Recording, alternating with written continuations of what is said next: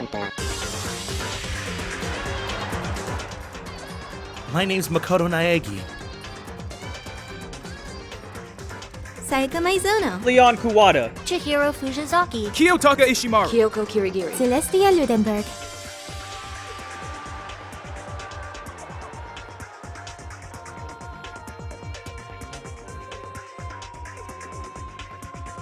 I am Monokuma! Byakuya Togami. Toko Fukawa. Mondo Owada. Hifumi Yamada. Aoi Asahina. Sakura Ogami. Yasuhiro Hagakure. Junko Enoshima.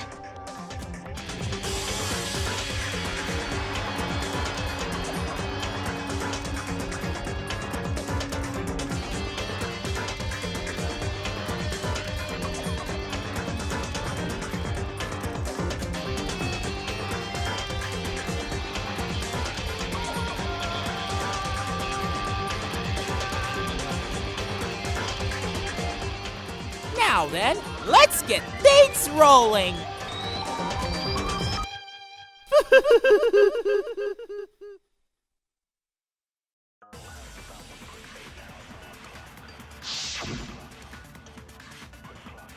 The culprit is Genocide Jack. I'm sure of it. Case closed as far as I'm concerned. But that's impossible. Why? What makes it impossible? Well, I mean, come on. There's just no proof for it. No, that's wrong!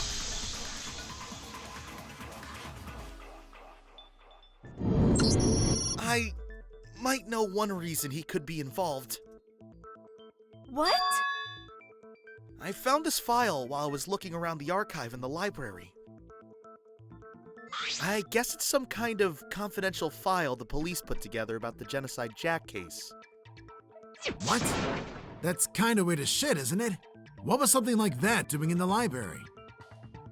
The why of it is probably more trouble than it's worth, so let's just forget about that for now. More importantly, it outlines all the specifics of every Genocide Jack case in exceeding detail.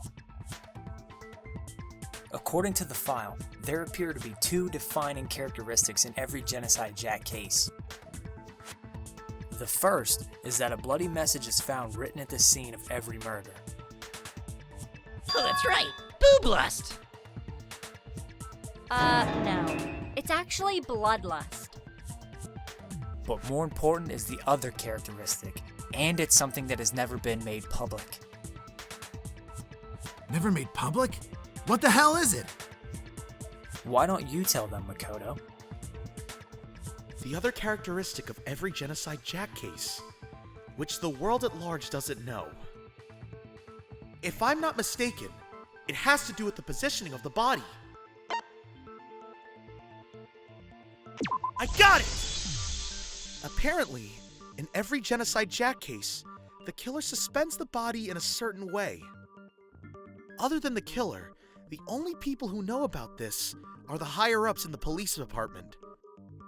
However, Chihiro was most definitely suspended in the same way. So, how did the culprit know about this when only high-level police officials were aware of it? There's only one logical answer I can think of. It's because the culprit in this case is the real Genocide Jack. No fucking way! You're saying Genocide Jack is one of us? Yes, in fact, it's Toko. Genocide Jack's true identity is Toko Fukawa. You lie!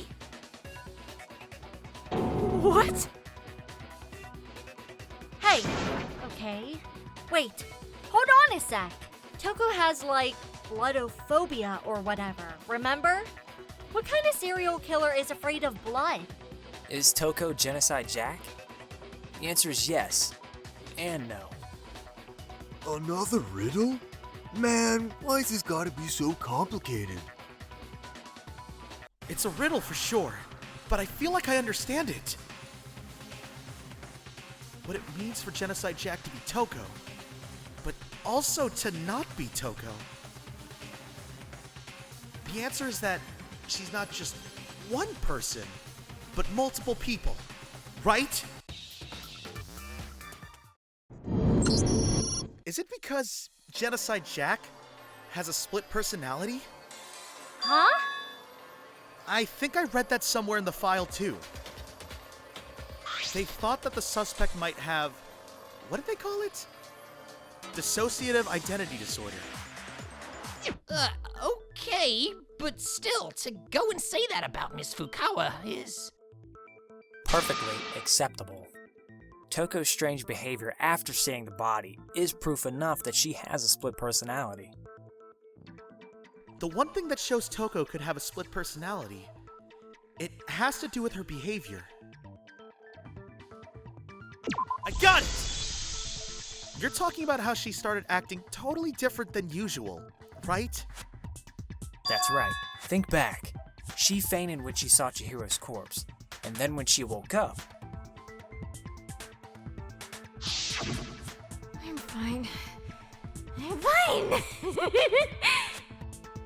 Whoa, is that a dead body? Hey, are you dead? She must have hit her head real hard when she fainted. The world has a front and a back, a top ending and a bottom. A sea of truth and a web of lies. This is quite concerning. I mean, she sounds completely different. She was acting funny, that's for sure. That melancholy tone of hers completely disappeared. Don't go assigning adjectives to my tone without permission. Not to mention, once she regained consciousness and saw Chihiro's body again, she was utterly calm. In other words, within her is one personality that can handle blood, and one that obviously can. So when Toko trapped herself in her room, it's because she was scared of Genocide Jack?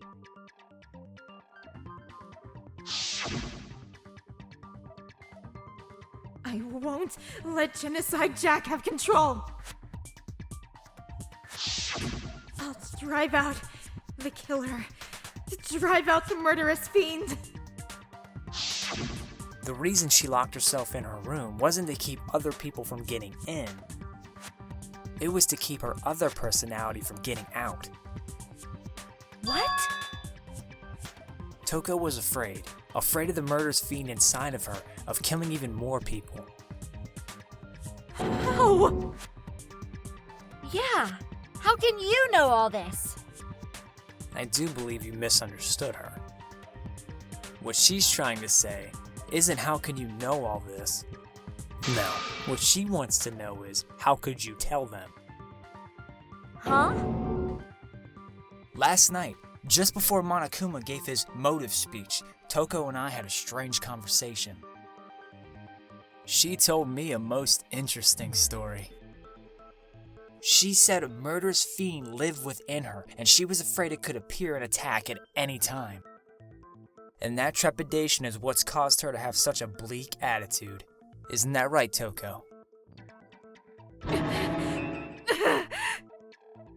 This is all a lie. Right, Toko? You said you wouldn't tell anyone. What? You promised. I can't believe you lied. You have only yourself to blame. You came to me with your tragic little story. I didn't ask you to. This is the real world, not some romantic fantasy fairy tale.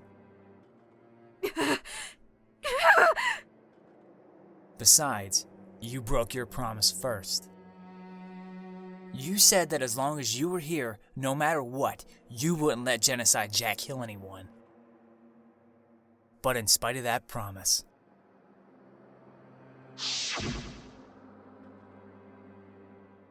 I'm sorry. I couldn't keep our promise. But don't worry. Never again. I won't let Genocide Jack have control. Never again! You said if I kept my promise, you would go out with me. That's the only reason I promised! How many times do I have to tell you? I never said that. But you weren't able to do it. You just couldn't resist that rush you got from killing, could you? I tried! I swear, I tried to control it! But your efforts were useless. What a disappointment. I hate you! Well, the opening act is nearly finished. All that's left is to hear from the person in question directly. The person? You don't mean... Toko's body suddenly lunged backwards. A huge thud echoed across the courtroom, but in the next second...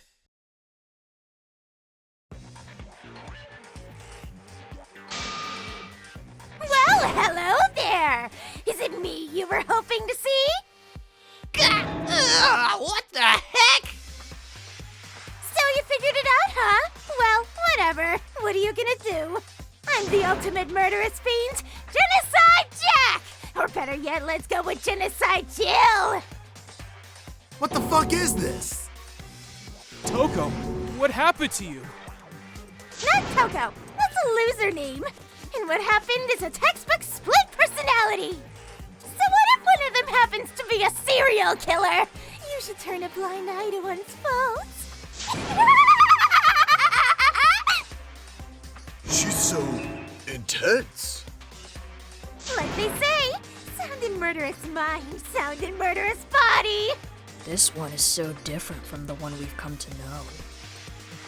Yes, well, the world is composed of a front and a back, you know. Just like how every inning has a top and a bottom, or how in the depths of every truth lives a little lie. Behind every dark and gloomy soul lives another that shines as bright as the sun! This is the murderous fiend Genocide Jack! This is beyond insane! Miss Jack, Jill, can I ask you a question? What's up? Some of us think you might be the mastermind behind our entire situation. What are your thoughts on that? Well, I'll tell you, I am the mastermind of all masterminds! Just kidding! Then it's not true. Of course it's not true! How dare you try to link me to that creepazoid! And another thing, the police and government and society in the outside world are totally powerless! I mean, they just let this idiotic, bloodthirsty maniac go buck wild all over town! Sure, I'm a bloodthirsty maniac, but life is pain, right? To live is to hurt other people. It's a necessary evil if you want to survive. The act of living itself causes pain for everyone. Just kidding again! This should be enough to convince you. This murderous fiend is responsible for Chihiro's death. There's clearly a motive, so there should be no doubt. A motive? Remember what Monokuma told us? If someone didn't murder and graduate within 24 hours, an embarrassing memory or secret would be revealed. Well, let's assume that Toko's secret was about Genocide Jack. If a secret like that came to light, Toko's life would have undoubtedly been forever ruined. So she had a very clear motive to never have that side of herself exposed. Interesting. Very, very, very interesting. But sorry, as much as I hate to admit it, I'm not the culprit. Huh? But I can't imagine anyone other than you could murder someone in such a bizarre fashion. Maybe so, but nevertheless, it's the truth. Do you really expect any of us to believe you? Yeah, I can never believe a word you say, you monster! Maybe. Maybe she's totally right about that. But but something's still bothering me. What she said. I need to get some more details about all of this.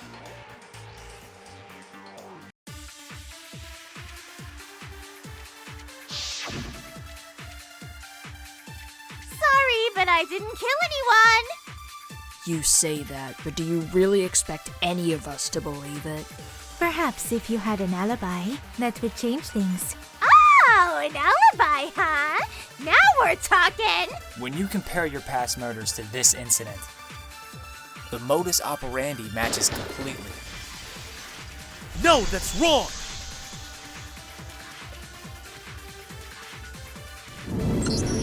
Are the methods of murder really exactly the same? I'm not so sure about that. I think there's a slight difference between the Genocide Jack cases and this one. Huh? How's it any different? Uh-oh, you don't know? Well then, human garbage, let me tell you! I murder with passion and conviction. I consider myself a professional, and I have a very particular way of doing things. Imagine you go to a fancy Italian restaurant. They're very picky about the noodles, the sauce, everything. But what happened to Chihiro? It would be like if that same Italian restaurant started using ragu or Chef Boyardee. This is no creation of mine. Let me rephrase that in a way that maybe makes more sense. There are two clear differences between the Genocide Jack cases and this one. There's one clear difference between the murders. In the photos from the other Genocide Jack cases, look at the neck and stomach. Here you'll see a clear difference.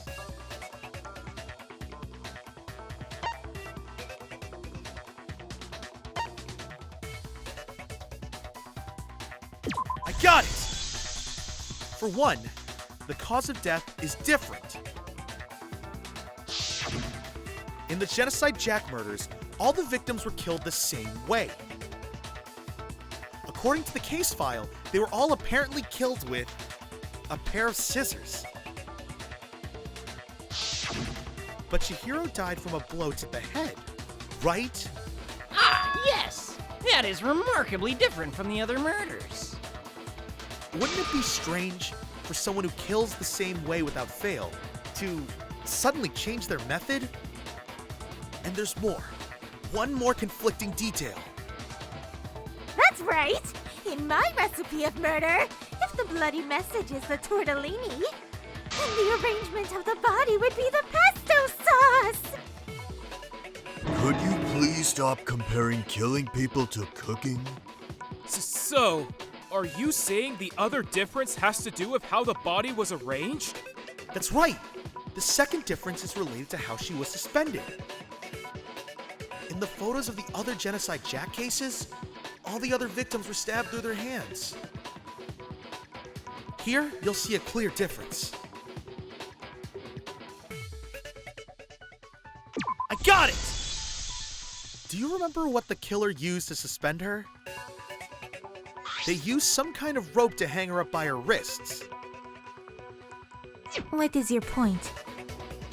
Well, in all the previous Genocide Jack cases, something else was used to suspend them. Specifically, pairs of razor-sharp scissors.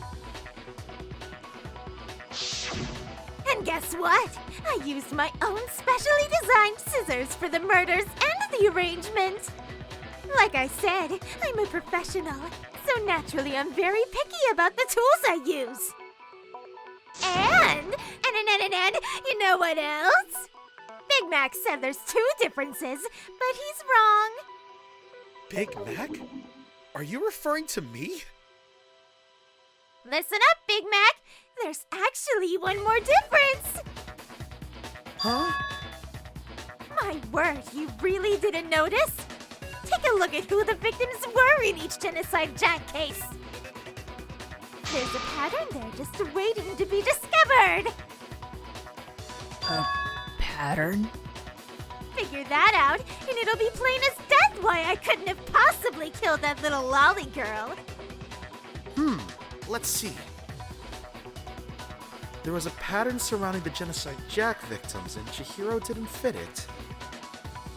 If you look at the names of every victim, what you'll notice is... I think I figured it out!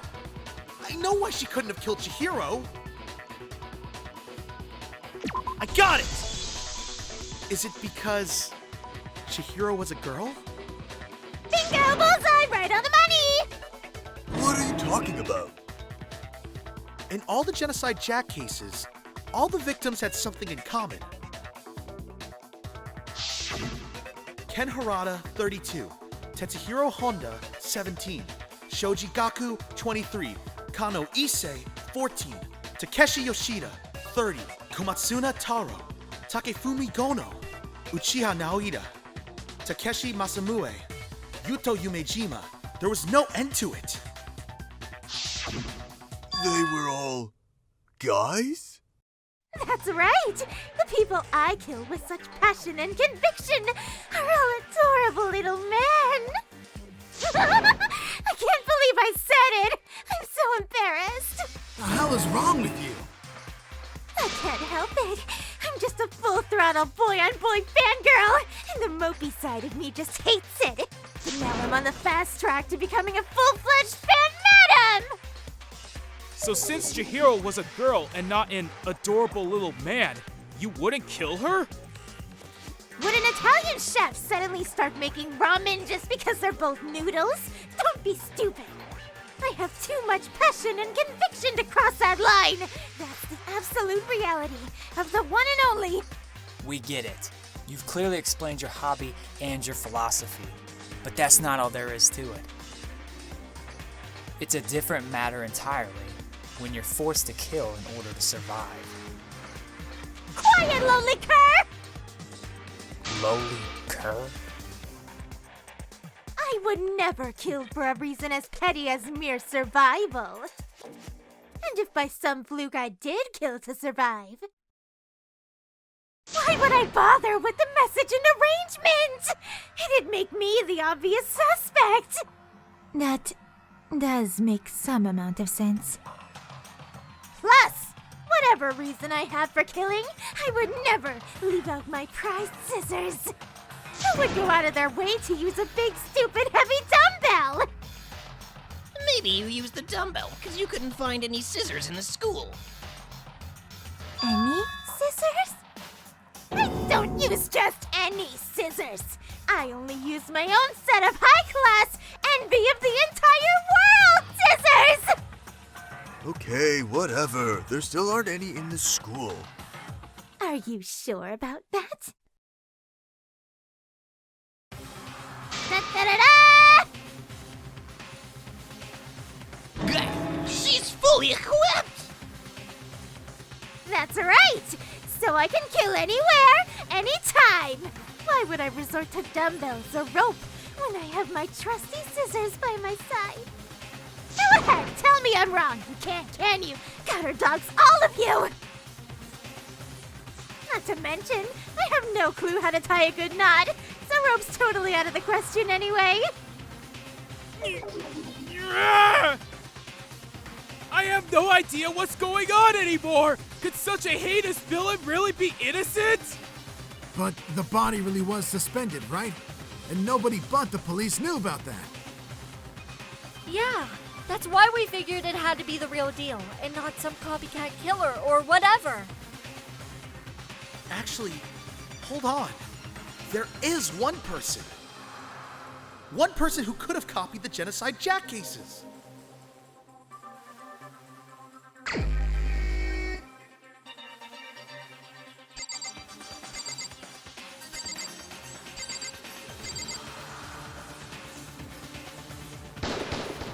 Here's my answer. Byakuya. It's possible you could have found out, isn't it? You'd have no problem gaining access to classified government documents or internal police records. Plus, you'd already looked through the Genocide Jack file before all this happened, hadn't you? Are you saying Mr. Togami did it? then the reason he pushed the theory of Genocide Jack being the killer so hard was because he wanted to pin the crime on her. So he rearranged the scene to disguise it and make it look like I put my stamp on it. The adorable glasses man was behind it all. I'm on fire! Well, Byakuya, what's your response? I see. So now the suspicion falls on me.